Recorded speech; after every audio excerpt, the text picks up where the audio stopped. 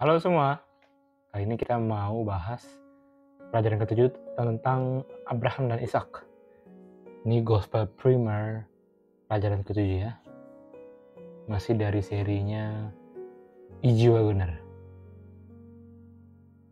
Jadi sebagaimana mungkin kebanyakan dari kita udah tahu bahwa Ishak itu anaknya Abraham. Nah, dia itu disebut sebagai anak yang dijanjikan atau anak perjanjian. Kenapa dia disebut anak yang dijanjikan atau anak perjanjian? Karena Tuhan telah menjanjikan akan adanya anak bertahun-tahun sebelum Ishak ini lahir. Dan janji ini diberikan kepada bapaknya, yaitu Abraham. Itulah kenapa dia disebut anak perjanjian, karena Tuhan tuh udah berjanji kepada Abraham, kamu nanti saya akan kasih anak. Dan ketika anak ini lahir, sebutan lainnya dia adalah anak yang dijanjikan, sekarang telah dipenuhi janjinya. Nah, itu bisa terjadi karena Abraham juga percaya pada firman Tuhan, pada apa yang telah keluar dari mulut Tuhan. Kalau Tuhan udah ngomong, dia yakin pada hal itu. Dan kita pun menjadi anak-anak perjanjian juga, seandainya kita juga percaya sebagaimana Abraham juga percaya. Kebenaran itu kita bisa temukan di Galatia 4 ayat 28. Nah, pada suatu hari Tuhan berfirman kepada Abraham. Kita bisa lihat di Kejadian 22 ayat 2 ya. Tuhan bilang katanya, ambillah anakmu itu yang tunggal itu, yang kau kasihi, yakni Ishak. Pergilah ke tanah Moria dan persembahkanlah dia di sana sebagai korban bakaran pada salah satu gunung yang akan kukatakan kepadamu. Ini sangat sulit sebenarnya buat Abraham ya, sangat sulit. Kenapa? Karena seperti yang tadi di awal kita udah bilang, Abraham sendiri tuh menanti-nantikan akan adanya anak. Karena dia nggak berhasil punya anak bersama dengan Sarai, yang berganti nama jadi Sarah. Dan pada saat Tuhan telah memenuhi janjinya, Tuhan malah bilang untuk korbankan.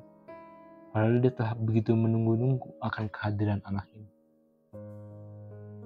Tetapi walaupun itu sangat sulit bagi Abraham, dia berpikir akan kebaikan Tuhan yang telah memberikan Ishak kepada dia.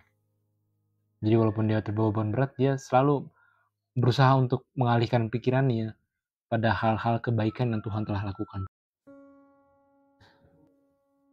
Maka pada suatu pagi, dia dan Ishak dengan 2 orang pelayannya, seperti gambar di sebelah kanan, memulai perjalanan mereka. Dan itu membutuhkan waktu selama 3 hari untuk mencapai tempat yang telah Tuhan katakan kepada mereka. Lalu pada satu titik, ketika sudah mau menaiki gunung, Abraham hanya berjalan bersama dengan Ishak. Kedua pelayannya disuruh tinggal untuk tidak mengikuti mereka berdua. Ini bisa kita temukan di Kejadian 22 ayat 3-5. Lalu Ishak bertanya di ayat 7-nya, di sini sudah ada api dan kayu, tetapi di manakah anak domba untuk korban bakaran itu?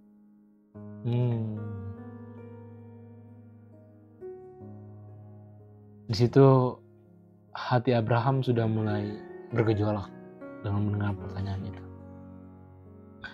Namun ketika mezbah itu selesai dibangun dan kayu-kayu telah diletakkan di atasnya, Ishak mengetahui bahwa ialah yang akan menjadi anak domba itu. Dan ia bersedia untuk mengorbankan nyawanya untuk menyenangkan hati Tuhan. Dan saat Abraham mengangkat pisaunya untuk menyembelih anaknya, Allah memanggilnya dan berkata, jangan bunuh anak itu, atau jangan kau apa-apakan dia. Sebab telah kuketahui sekarang bahwa engkau takut akan Allah, dan engkau tidak segan-segan untuk menyerahkan anakmu yang tunggal itu kepadaku. Kejadian 22 ayat 12.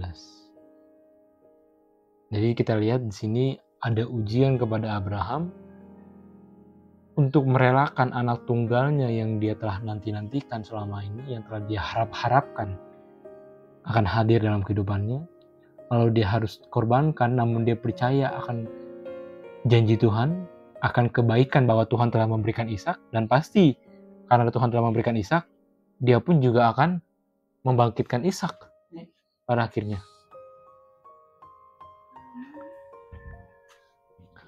Lalu pada saat itu, ketika dilarang untuk jangan bunuh anaknya, Abraham menoleh ke belakang dan dia melihat seekor domba jantan.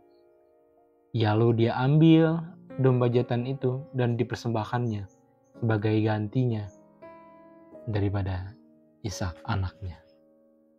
Kita bisa lihat itu kebenarannya di Genesis 2 ayat 13. Pelajaran ini mengajarkan kepada kita bahwa betapa besar Allah mengasihi dunia ini. Bukan justru kita yang mengorbankan sesuatu, tetapi Allah lah yang mengorbankan anaknya yang tunggal, menggantikan kita punya kematian. Allah tidak menuntut korban daripada kita, tapi Allah yang berkorban. Bukan untuk kepentingan dia, bukan agar dia tidak mati, bukan juga agar dia hebat.